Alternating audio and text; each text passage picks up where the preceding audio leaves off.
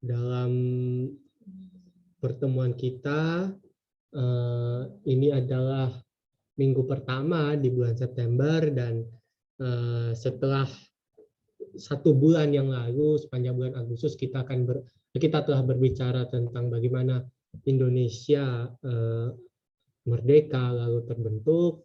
Lalu kita sepanjang bulan September ini akan melangkah ke periode berikutnya, ketika bagaimana Indonesia yang baru lahir itu berkembang. Lalu nanti terutama sepanjang bulan ini kita akan membahas bagaimana periode pemerintahannya Soekarno, presiden pertama kita. Oke, sebentar ya, saya akan share screen dulu. Oke, apakah sudah terlihat?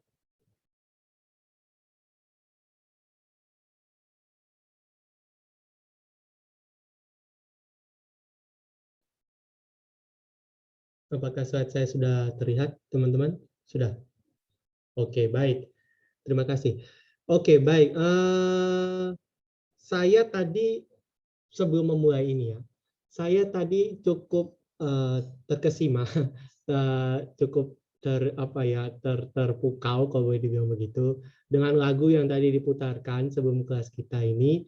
Liriknya bagian terakhirnya menarik. Jangan sampai kita terpecah belah oleh bangsa lainnya. Nah, ini lirik ini akan menjadi kunci bagaimana kita akan membahas kelas pada malam hari ini. Jadi kita akan membahas malam ini, kita akan berdiskusi mengenai dari RIS ke NKRI tahun 49 sampai tahun 50. Hanya singkat, bahkan tidak sampai 1 tahun usianya. Jadi kita nanti kenal bahwa Indonesia ini pernah mengalami negara serikat. Paling gampangnya ya seperti Amerika Serikat. Dan itu berbeda dengan apa yang kita jalani sekarang sebagai negara kesatuan. Oke, saya lanjut. Nah, pertama-tama ya saya mau bertanya dulu. Apa bentuk negara kita? Negara Indonesia ini berbentuk apa? Tadi saya sudah sebut malahannya. Negara Indonesia berbentuk ya republik, betul. Secara lebih spesifik adalah negara kesatuan. Jadi bentuk negara itu ada beberapa, unitary atau kesatuan, federal atau federasi atau serikat, lalu ada konfederasi juga, ada macam-macam, ada banyak bentuk negara. Kalau republik itu namanya bentuk pemerintahannya. Kalau presidensial itu sistem pemerintahnya. Jadi ya itu beberapa yang berbeda. Nah, kita negara kita memiliki bentuk sebagai negara kesatuan. Apakah negara kesatuan ini sejak awal Indonesia berdiri sampai sekarang utuh seperti bentuk negara kesatuan itu? Ternyata tidak. Ternyata kita pernah mengalami apa yang disebut sebagai negara serikat. Nah, sebelum kita lanjut, kita akan melihat bagaimana bentuk negara kesatuan itu sudah sudah tercantum, sudah tertulis dengan sangat jelas pada Undang-Undang Dasar Negara Republik Indonesia tahun 45 sejak naskah aslinya, sejak dari tahun 45. Jadi tanggal 18 Agustus ketika 1 hari setelah proklamasi Undang-Undang Dasar kita disahkan, pada bab 1 pasal 1 ayat 1. Jadi benar-benar yang paling pertama di bagian Undang-Undang Dasar kita, konstitusi kita, mengatakan negara Indonesia ialah negara kesatuan yang berbentuk republik. Nah, jadi sudah jelas negara kesatuan. Itu garis kuncinya ya, kata kuncinya, negara kesatuan. Nah, apakah bentuk ini bisa bertahan? Ternyata tidak sebentar. Karena apa? Kita tahu sepanjang tahun, bahkan tidak sampai 1 bulan setelah Indonesia merdeka, mulai datanglah tentara sekutu, lalu tentara Belanda, dan akhirnya itu membuat keberadaan atau keberadaan Republik Indonesia atau Negara Kesatuan Republik Indonesia sebenarnya sudah bernama itu ya, cuma belum dikenal. Jadi yang pada waktu itu dikenal secara umum adalah Republik Indonesia. Nah, itu tidak bisa bertahan lama karena memang yaitu serangan dari bangsa asing, dari Belanda yang ingin menguasai kembali Indonesia, menyebabkan Republik Indonesia tanda petik tidak bisa bertahan lama. Tetapi memang sepanjang perjalanannya itu kita berganti-ganti ya. Kita tahu berganti ibu kota, lalu berganti pusat pemerintahan, bahkan kalau boleh dibilang kita sepanjang periode itu sebenarnya punya dua presiden yang atau dua pejabat setara presiden yang sebenarnya mungkin kita tidak kenal banyak. Minggu lalu kita sudah sebut beliau. Nah, jadi tidak hanya itu, tetapi bentuk negara kita juga dipertanyakan. Jadi berusaha untuk diubah yang tadinya negara kesatuan menjadi negara federal atau negara serikat. Kita lihat dari akhir tahun 46 misalnya ketika kita pertama kali melakukan upaya diplomasi perundingan Linggarjati dengan Belanda, sudah ada usul dari Belanda untuk membentuk negara Indonesia Serikat. Lalu yang kedua membentuk Uni Indonesia Belanda. Yang sebenarnya ya ini idenya Belanda jelas. Indonesia tidak pernah menghendaki ini karena Indonesia ingin berdiri setara dengan Belanda. Sedangkan Belanda sebaliknya. Kalau kita lihat ide negara Indonesia Serikat dan Uni Indonesia Belanda itu selain berasal dari Belanda, juga itu adalah sebenarnya keinginan Belanda untuk menguasai Indonesia lagi. Tanda petik dengan cara yang lebih halus karena tentu dengan upaya bersenjata dunia pasti akan protes ke Belanda. Tetapi dengan upaya diplomasi Belanda mencoba itu supaya Indonesia bisa tanda petik dilunakkan lah kalau boleh dibilang gitu. Dengan usul negara Indonesia Serikat. Nah, kenapa harus serikat? Karena serikat kan pada dasarnya adalah perkumpulan negara-negara, tanda petik ya, negara-negara. Jadi perbedaannya dengan negara kesatuan adalah negara itu punya wilayah di bawahnya, dibagi-bagi wilayahnya, hanya status antar wilayah itu yang berbeda. Nah, kalau di negara kesatuan, status wilayah semua sama, berada di satu kekuasaan yang sama. Pemerintah pusat maksudnya.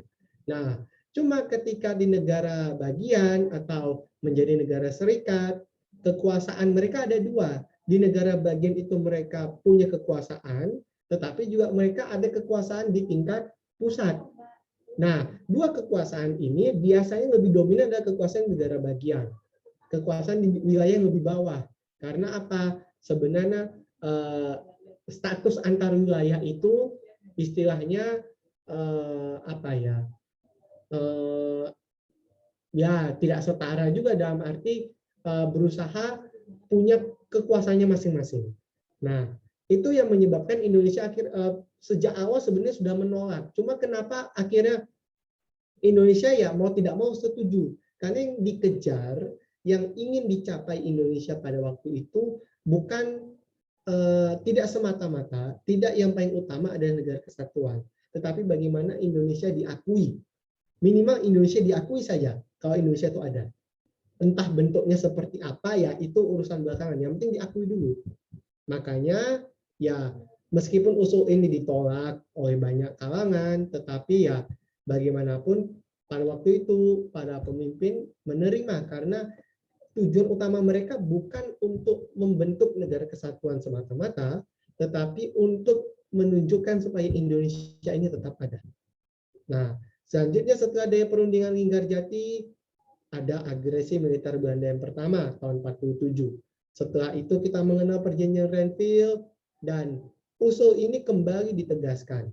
Bagaimana usul pemerintahan federal melalui Republik Indonesia Serikat dan Uni Indonesia Belanda. Nah, selanjutnya Tidak lama berselang tahun 48 terjadi lagi agresi militer yang kedua. Lalu terciptalah perjanjian Rumboyan yang pada intinya adalah ingin mengembalikan pemerintahan Republik Indonesia, karena pada waktu itu kita tahu para pemimpin sempat dibuang, Soekarno, Hatta dibuang, sehingga kita mengenal pemerintahan darurat di Bukit Tinggi. Nah, lalu selanjutnya yang terakhir setelah Rumboyan ada konferensi Inter-Indonesia tahun 49 yang sebenarnya juga menegaskan bagaimana pembentukan Republik Indonesia Serikat. Oke, jadi memang sepanjang dari tahun 46 hingga tahun 49 ini, sebelum nanti kita mengenal konferensi meja bundar, bagaimana usul pemerintahan atau bentuk negara serikat ini sangat kuat. Dan ini memang jelas kepentingannya Belanda, bukan usul dari Indonesia sendiri. Nah, akhirnya tahun 49, akhir 49, kita kenal konferensi meja bundar dan adanya pengakuan kedaulatan, atau bagi orang Belanda disebutnya penyerahan kedaulatan, tanggal 27 Desember tahun 49. Nah, dalam pengakuan itu tercantum bahwa bentuk negara yang akan dibentuk adalah serikat, negara serikat, bukan negara kesatuan. Nanti kita akan lihat bagaimana itu terbentuk. Nah, siapa yang, kalau ditanya sekarang, siapa yang memotori atau siapa yang begitu ingin supaya Indonesia ini menjadi negara serikat? Nah, kalau boleh dibilang, inisiatornya itu adalah dua orang yang di atas ini. Ada yang tahu siapa mereka? Salah satunya atau dua-duanya? Yang dua orang di atas ini?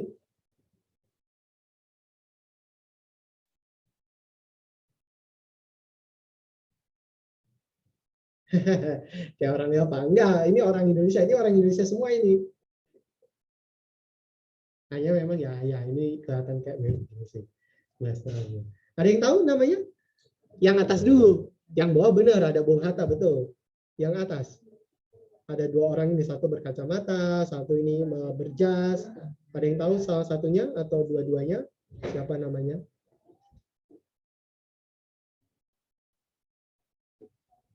Oke. Dua orang ini ya mungkin memang agak asing ya. Kita tidak terlalu familiar dengan mereka. Dua orang ini adalah yang sebelah kiri namanya Ide Anak Agung Gede Agung. Beliau adalah seorang bangsawan dari Pulau Bali. Lalu di sebelah kanannya ada Sultan Hamid II. Dia adalah bangsawan dari Kalimantan Barat, dari Pontianak. Nah, dua orang inilah yang menjadi pelopor atau pendukung bentuk negara serikat atau federal. Nah, sebaliknya sebagian besar memang orang Indonesia menaruh dukungannya terhadap negara kesatuan atau istilahnya kaum republikan. Nah, ada selain Muhammad Hatta di sini tokoh yang kita kenal, lalu tokoh sebelah kanan ini tentu kita tidak asing, beliau adalah Sri Sultan Hamengkubuwono ke-9 yang sebagai pemimpin Yogyakarta, Kesultanan Yogyakarta pada waktu itu menyerahkan sebagian wilayahnya untuk dijadikan ibu kota Indonesia. Lalu yang sebelah kiri ini sampingnya Muhammad Hatta bernama Arnold Mononutu, seorang tokoh dari Sulawesi Utara. Nah, tokoh-tokoh inilah yang begitu begitu getol, begitu ingin mempertahankan bentuk negara Indonesia sebagai negara kesatuan, bukan sebagai negara serikat atau negara federal. Nah, oke, kita kan lihat di sini Konstitusi Republik Indonesia Serikat. Jadi, ketika Republik Indonesia Serikat dibentuk, Undang-Undang Dasar kita berubah, konstitusi kita berubah, peraturan kita berubah. Kita akan menggunakan pada waktu itu Konstitusi Republik Indonesia Serikat tahun 49. sampai tahun 50. Nah, kita bisa baca di dalam bab 1, bagian 1, pasal 1, di sini sudah ditegaskan bahwa berbentuk federasi. Ya, berbentuk federasi. Jadi, mengapa berbentuk federasi? Karena memang negara serikat itu memang negara yang terdiri dari beberapa negara bagian. Makanya negara-negara bagian yang menyatu inilah disebut sebagai federasi. Apa aja negara bagian yang ada? Di sebelah kanan ini kita bisa melihat ada yang namanya negara ya boleh deh. Ada yang namanya negara Republik Indonesia, lalu ada Sumatera Timur, ada Riau, Bangka, Belitung, Sumatera Selatan, Pasundan, Jawa Tengah, Jawa Timur, Madura, Kalimantan, Indonesia, Madura sama negara Indonesia Timur. Nah, negara-negara bagian ini sebagian besar dibentuk oleh Belanda. Jadi kalau kita ingat pertemuan kita bulan lalu, kita mengingat ada 8 provinsi pertama di Indonesia. Ada Sumatera, Jawa Barat, Jawa Tengah, Jawa Timur, Kalimantan, Sulawesi, Sunda Kecil, dan Maluku. Nah, ketika setelah itu Belanda datang dan Belanda berusaha ingin memecah belah Indonesia dengan cara membuat pembagian baru atas Indonesia. Jadi tidak mengakui adanya 8 provinsi itu. Negara akhirnya Pulau Sumatera pada waktu itu dibagi-bagi. Ada namanya Sumatera Timur, ada namanya Sumatera Selatan. Wilayah yang tidak termasuk itu menjadi wilayahnya Republik Indonesia. Begitu juga wilayah Riau, Bangka, Belitung, wilayah Pasundan, itu Jawa Barat sekarang, lalu Jawa Timur, Madura, Kalimantan Barat, Dayak Besar, Kota Waringin, Kalimantan Tenggara, Banjar, Kalimantan Timur, dan Indonesia Timur, itu ada negara-negara bentukan Belanda. Jadi memang sifatnya tidak lagi provinsi, tetapi negara. Jadi agak berbeda ya tentu. Ketika kita bicara provinsi, dia tidak punya kekuasaan yang mutlak karena bergantung kepada pemerintah pusat. Itulah negara kesatuan. Sebaliknya ketika negara federasi, negara-negara bagian ini punya kekuasaan. Apakah mereka ingin bergabung atau mereka justru memisahkan diri. Nah, itulah mengapa Belanda mencoba melalui upayanya pembentukan negara serikat ini berusaha untuk memecah belah ya bagaimana Indonesia ini supaya tidak bersatu. Jadi kurang lebih wilayah pada waktu itu seperti ini. Kecuali memang Irian Barat, karena apa? Irian Barat nanti baru masuk sekitar tahun 60-an ya dengan operasi Trikora tahun 62. Nah, selanjutnya kita melihat di sini bahwa sebelum pengakuan kedaulatan tanggal 27 Desember 49, Indonesia memiliki 2 negara bagian yang namanya mirip, yaitu Republik Indonesia dan Republik Indonesia Serikat. Ini 2 hal yang berbeda. Republik Indonesia Serikat itu keseluruhan wilayah. Republik Indonesia itu hanya salah satunya. Tadi kan kita lihat di peta itu yang warna merah. Nah, maka sebelum penyerahan kedaulatan atau pengakuan kedaulatan, Soekarno dilantik sebagai Presiden Republik Indonesia Serikat. Ingat ya, ada serikatnya. Nah, jadi pemimpin seluruh wilayah pada waktu itu Indonesia adalah Soekarno. Nah, pertanyaannya, siapa yang memimpin Republik Indonesia secara khusus? Karena Republik Indonesia ini kan hanya satu bagian dari Republik Indonesia Serikat. Jadi siapa pemimpinnya? Nah, pemimpinnya adalah kita kenal nanti namanya Mr. Saad. Sama-sama orang dari Sumatera Barat, sama seperti Syafruddin Prawanegara ketika memimpin pemerintahan darurat tahun 48. Nah, beliau pada waktu itu menjadi pejabat pemegang jabatan Presiden RI, pemangku jabatan Presiden RI. Jadi ya setara presiden. Jadi waktu itu kalau boleh dibilang Republik Indonesia itu kalau boleh kita gambarkan sekarang ya, itu seperti provinsi, bukan sebagai negara. Tentu berbeda ya. provinsi dan negara itu dua hal yang berbeda. Nah, jadi kita mengenal tanda petik dua Indonesia pada waktu itu. Nah, meskipun demikian, setelah pembentukan Republik Indonesia Serikat, banyak negara bagian itu tidak ingin negara bagian itu tetap bertahan. Mereka ingin bergabung kembali menjadi satu seperti Republik Indonesia awalnya. Seperti 8 provinsi yang pertama dibentuk itu. Kalau kita lihat di foto sebelah kiri, itu yang paling atas adalah rakyat Pasundan, Jawa Barat. Pada waktu itu menolak untuk membentuk negara sendiri dan ingin kembali bergabung ke Indonesia. Di bawahnya itu rakyat di Jawa Timur, negara Jawa Timur. Pada waktu itu juga berdemonstrasi untuk menolak supaya kembali ke Indonesia. Nah, tetapi sebaliknya, di sebelah kanan kita melihat bahwa ada juga negara-negara yang tetap ingin bertahan, tidak ingin bergabung ke Indonesia. Salah satunya Sumatera Timur. Kita lihat tadi wilayah Sumatera Timur. Kalau sekarang itu hanya sebagian kecil dari Provinsi Sumatera Utara. Jadi negara Sumatera Timur ini adalah salah satu negara bagian yang masih tetap ingin menjadi negara bagian terpisah dari Indonesia. Nanti juga yang paling bawah adalah negara Indonesia Timur, yang wilayahnya paling luas. Sulawesi, Maluku, dan Sunda Kecil. Jadi 3 provinsi yang dulu kita kenal 3 provinsi pertama, itu menjadi satu negara sendiri sekarang, menjadi Indonesia Timur.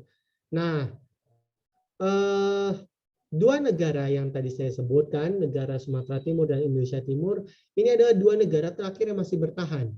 Karena memang sejak tahun 50 awal, itu banyak negara yang sudah mulai bergabung kembali ke Indonesia. Negara Pasundan, negara Jawa Timur, negara Kalimantan Barat, dan sebagainya. Nah, tetapi 2 negara ini yang sampai pertengahan tahun 50, jadi sekitar bulan April sampai Juni kalau boleh disebut, itu masih bertahan. Mereka tidak ingin bergabung. Nah, tetapi akhirnya mereka pun memutuskan setelah ya berbagai macam perundingan, pembicaraan, akhirnya 2 negara ini, Sumatera Timur dan Indonesia Timur, itu ingin kembali ke Republik Indonesia. Akhirnya tidak sampai setahun, jadi pertama kali dibentuk itu 27 Desember 49, dan tidak sampai 1 tahun kemudian Republik Indonesia Serikat itu bubar karena memang sebagian besar rakyat tidak menginginkan bentuk negara federal, bentuk negara serikat, karena mereka sendiri salah satu alasannya adalah karena percaya bahwa bentuk negara serikat ini adalah bentuk negara penjajah dahulu, bentuk negara yang sengaja dibuat oleh penjajah Belanda supaya memecah belah. Nah, itulah mengapa akhirnya kita akan mengenal Undang-Undang Dasar sementara 1950 yang berlaku sejak tahun 50 nanti sampai tahun 59. Nah, Undang-Undang Dasar ini dalam bab 1 bagian 1 pasal 1 dijelaskan bahwa Republik Indonesia berbentuk kesatuan. Kita lihat di sini. Dan wilayahnya kemana aja? Seluruh daerah Indonesia. Jadi persis kembali seperti awal ketika Undang-Undang Dasar 45. Ketika pembentukan 8 provinsi pertama. Jadi semua wilayah pada waktu itu kembali ke Indonesia. Menjadi satu negara. Tidak lagi pecah-pecah menjadi negara-negara yang banyak. Nah, itu tidak sampai 1 tahun. Jadi memang proses ini sudah dimulai sejak bulan Mei tahun 50, lalu berlanjut sampai bulan Juni, Juli, hingga nanti bulan Agustus tahun 50, Undang-Undang Dasar ini disahkan tanggal 15 Agustus 50. Puncaknya adalah tanggal 17 Agustus 50, 5 tahun peringatan kemerdekaan Indonesia, Presiden Soekarno mengumumkan bahwa Republik Indonesia Serikat bubar, bahwa Republik Indonesia Serikat tidak ada lagi dan digantikan oleh Negara Kesatuan Republik Indonesia. Nah, makanya sejak tanggal 17 Agustus 50 inilah kita mengenal istilah NKRI. Jadi sebenarnya kalau ditanya tanggal berapa NKRI mulai terbentuk, jawabannya adalah 17 Agustus 50 melalui Undang-Undang Dasar sementara itu. Apakah itu berarti Negara Kesatuan belum terbentuk sebelum tahun 50? Bukan. Hanya ditegaskan bahwa bentuk negara Indonesia ada kesatuan sejak tahun 50. Nah, memang dalam Undang-Undang Dasar paling pertama tahun 45 sudah ada, itu tadi saya tunjukkan, negara kesatuan yang berbentuk republik. Tetapi memang yang ditekankan pada waktu itu adalah republiknya, bukan kesatuannya. Karena Republik Indonesia ini, republik itu kan artinya adalah negara yang tidak seperti negara kerajaan, tidak seperti negara monarki. Jadi yang dimaksud negara republik adalah negara yang lebih demokratis, yang lebih setara, yang lebih tidak ada yang namanya kasta-kasta, kalau boleh dibilang seperti itu. Itu negara republik sebenarnya. Nah, lalu tahun 50 itulah negara kesatuan ditegaskan. Jadi kita mengenal satu frasa Negara Kesatuan Republik Indonesia. Nah, itu.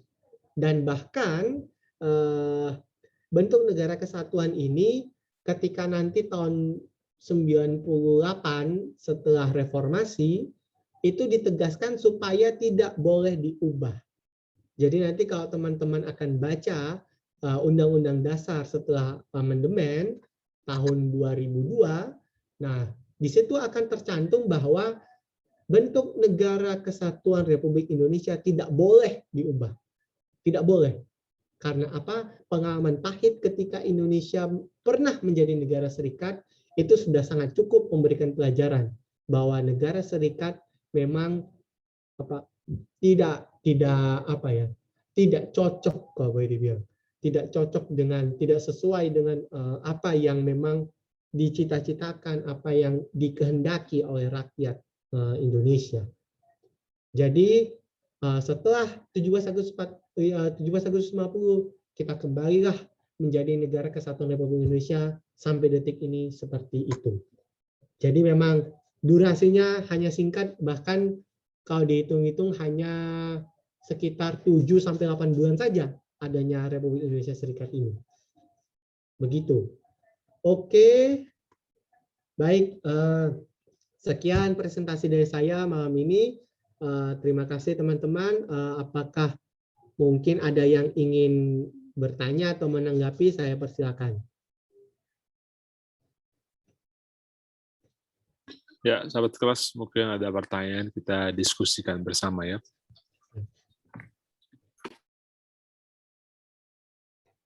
Bahkan mungkin ada yang ingin bertanya atau menanggapi.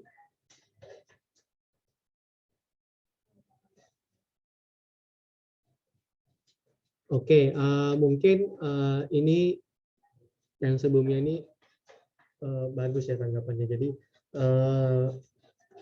kalau kita bicara perbandingan negara kesatuan dengan negara serikat, kita bisa melihat Amerika Serikat sebagai contoh. Amerika Serikat itu punya 50 negara bagian. New York, Alaska, Hawaii, dan macam-macamnya. Sebenarnya kelihatannya tidak jauh beda dengan Indonesia yang punya 34 provinsi. Tetapi secara kekuasaan, secara wewenang, mereka berbeda. Karena di Indonesia, hampir sebagian besar semuanya diatur dari atas. Itu prinsipnya negara kesatuan. Berbeda dengan negara serikat itu memang ada pemerintah pusat. Tetapi pemerintah pusat ini kekuasaannya lebih kecil dibandingkan negara bagian. Negara bagian itu sudah bertindak seperti negara. Tetapi dia adalah tanda petik negara di dalam negara. Kalau kita lihat di Amerika Serikat misalnya, masing-masing negara bagian itu punya undang-undang dasarnya sendiri. Masing-masing punya peraturannya sendiri. Tetapi memang ya kalau boleh dibilang mengacu atau mengakui juga peraturan di pemerintah pusat. Tetapi mereka punya kekhasan sendiri. Mereka bisa membuat apa paling gampang misalnya melihat kepolisiannya sendiri. Bagaimana mereka mengatur polisinya sendiri. Kalau di Indonesia tidak bisa. Indonesia diatur secara terpusat. Kalau di Amerika itu diatur masing-masing negara bagian. Misalnya juga soal pajak. Soal pajak itu kalau kita kan masih diatur oleh pusat. Meskipun daerah, provinsi punya pajaknya sendiri, tetapi tidak lebih besar daripada pajaknya dari pusat. Nah, sebaliknya itu terjadi di Amerika. Amerika negara-negara bagian itu punya aturannya sendiri-sendiri. Ada negara bagian yang pajaknya lebih gede, ada yang lebih kecil dan sebagainya. Jadi memang kalau dibilang itu tadi tidak setara antar negara bagian ini sebenarnya tidak setara karena mereka punya kekuasaan masing-masing. Berbeda dengan Indonesia dengan 34 provinsi, masing-masing provinsinya itu punya kekuasaan yang setara karena mereka ada satu kekuasaan pusat yang menaungi mereka. Begitu. Oke, mungkin sudah ada yang menanggapi ini. Kalau soal mengapa Soekarno tidak ingin membubarkan PKI itu nanti kita akan bahas di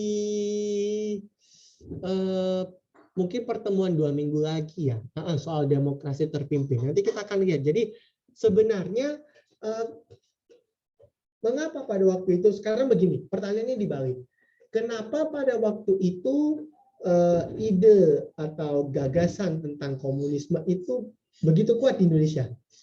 Karena memang secara tidak langsung Indonesia ada negara terjajah, Indonesia adalah negara yang pernah dijajah oleh Belanda yang notabene ideologinya adalah liberal, maka Indonesia tidak ingin berideologi serupa, tidak ingin punya dasar yang sama seperti negara penjajahnya.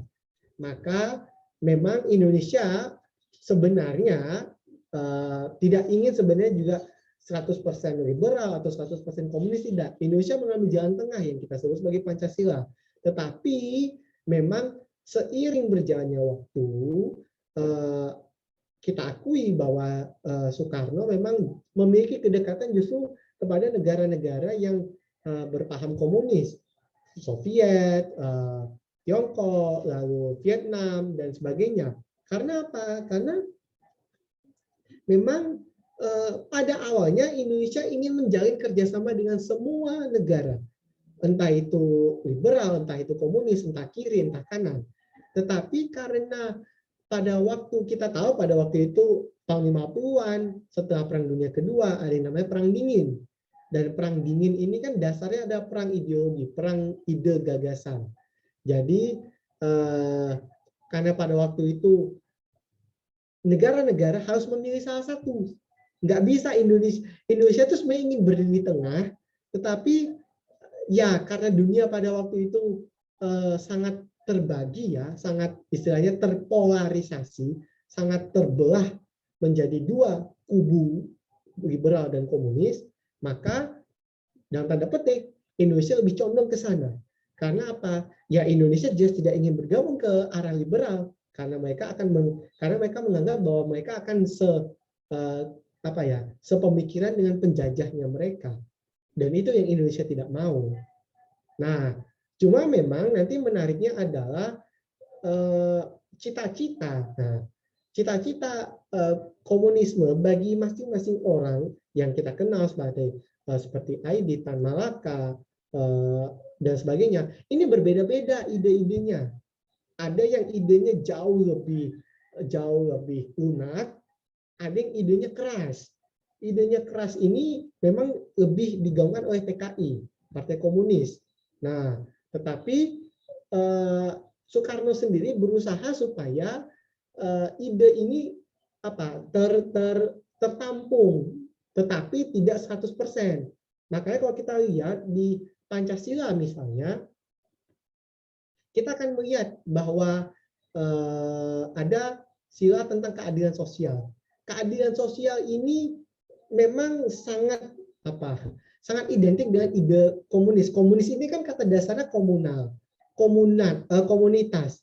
Jadi ide bersama sebenarnya, gagasan kepemilikan bersama itu sebenarnya kepemilikan masyarakat. Jadi keadilan sosial itu ide komunis yang bisa ditampung.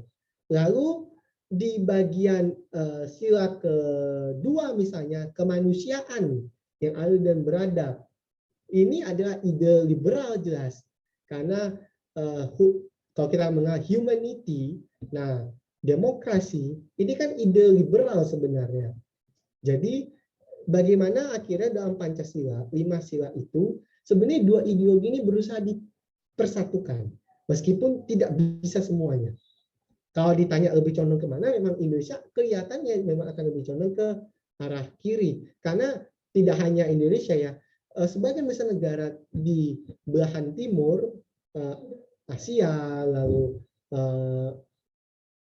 ya sebagian besar Asia, negara-negara yang pernah terjajah oleh bangsa Barat, cenderung akan memilih supaya berbeda ideologinya dengan negara penjajahnya. Karena negara Barat jelas identik sama liberal, maka negara di timur, negara yang terjajah ini akan ya tidak semuanya, tetapi mengidentikan atau menganut gitu bagi dirinya ideologi kiri atau komunis. Nah, tetapi memang pada akhirnya nanti tahun 60, mulai masuk tahun 60-an,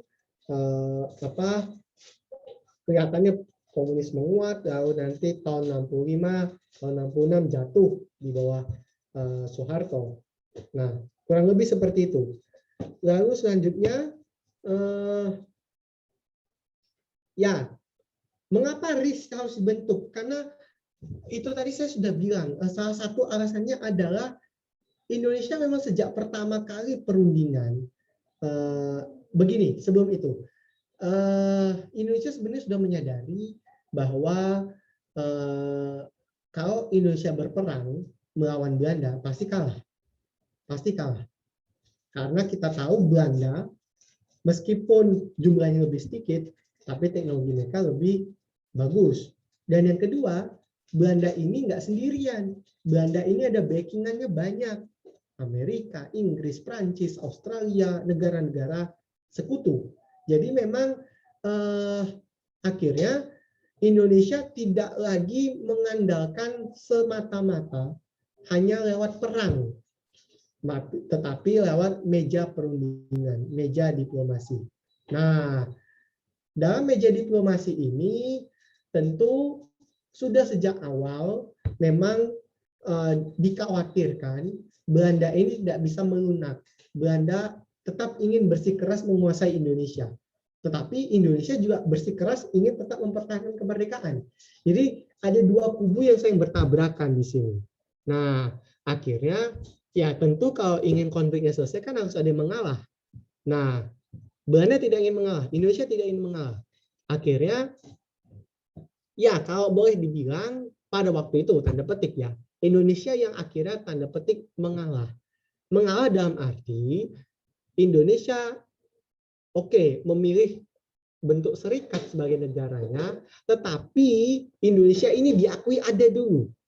Jadi yang memang sejak awal perundingan sampai dari tahun 46 hingga tahun 49, apa yang sebenarnya dikejar oleh Indonesia? Bukan semata-mata negara kesatuan atau negara federasi, bukan.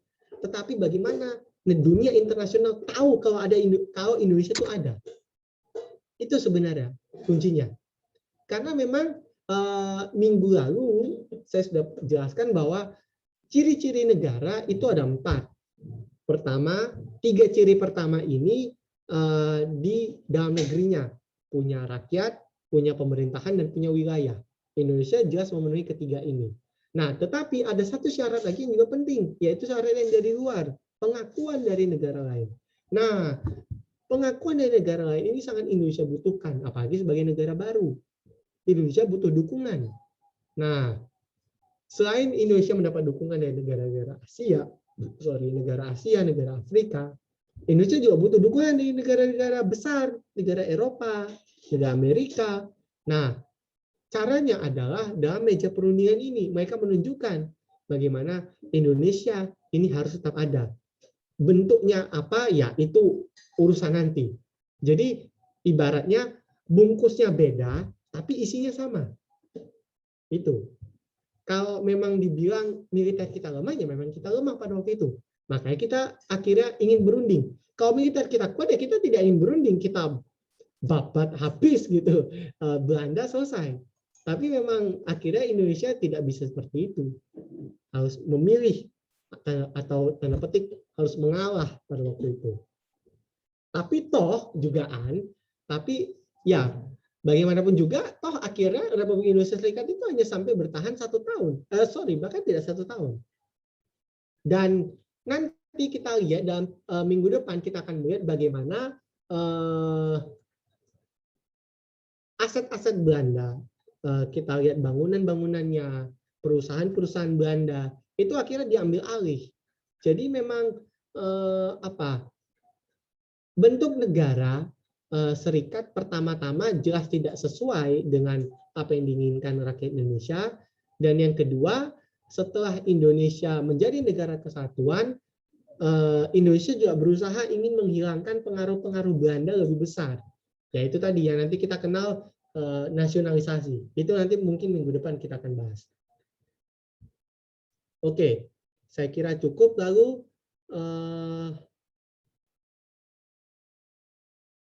ya, jadi memang ya betul, memang jadi secara ideologi, bahkan begini, kita ketika membahas sekarang ya ideologi itu sangat dinamis, sangat kita tidak bisa menyamakan periode ketika dulu dan sekarang. Kalau kita menyebut komunis Tiongkok misalnya, sekarang sangat berbeda dengan dulu.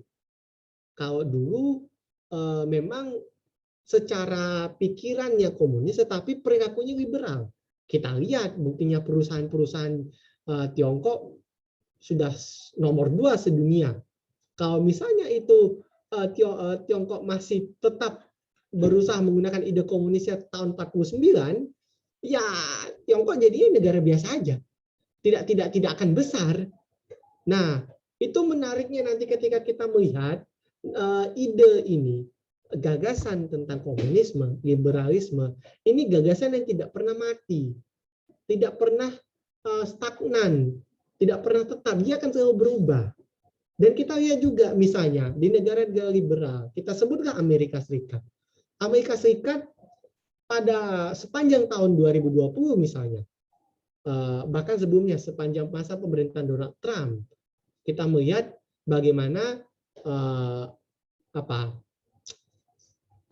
upaya yang dilakukan Trump untuk memblokade, untuk menutup, misalnya dia ingin membatasi akses media sosial, lalu membangun perbatasan, tembok perbatasan dan sebagainya.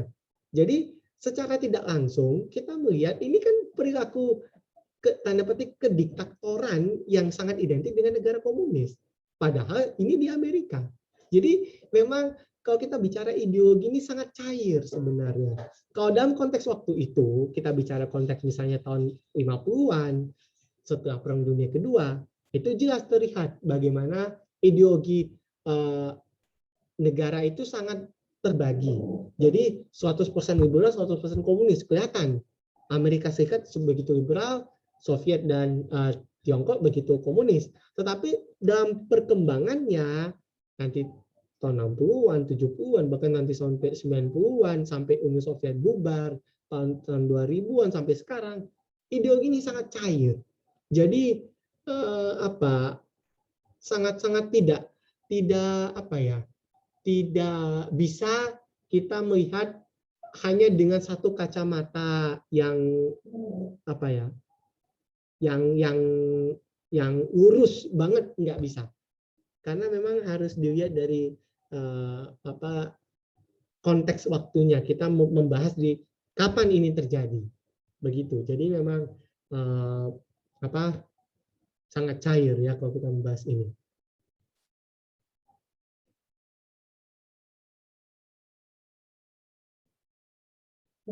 Ya, jadi itu yang tadi saya maksud ya. Jadi memang perilaku kalau boleh kita bilang, ideologi itu sebenarnya mungkin tidak akan pernah mati.